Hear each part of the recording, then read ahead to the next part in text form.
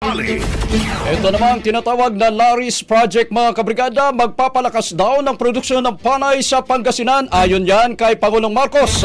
Mula sa Malacanang, Brigada Maricar Sargan, i-brigada mo! Brigada Live Report.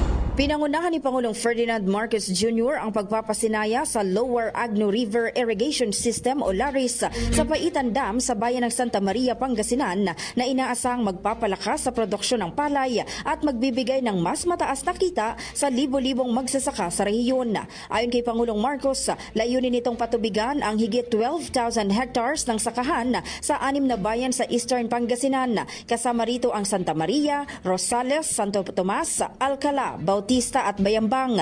Gayon din ang ilang bahagi ng San Manuel at Moncada sa Tarlac at Cuyapo sa Nueva Ecija. Itinayo rin ang dam upang magsilbing permanenteng imbakan ng tubig na maaaring gamitin sa panahon ng tagtuyot at maiwasan naman ang pagbaha tuwing panahon ng tag-ulan.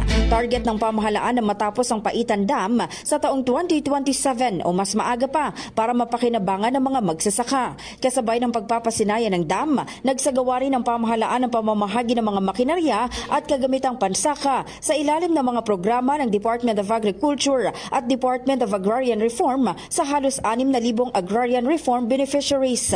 Samantala, bukod sa inaugurasyon ng LARIS, 2 aktibidad pa sa Pangasinan ang pangungunahan ng Pangulo, kasama dito ang groundbreaking ceremony ng Sky Garden sa Alaminos City na proyekto ng TIAZA at ang inaugurasyon ng Region 1 Medical Center Cancer Institute sa Dagupan City.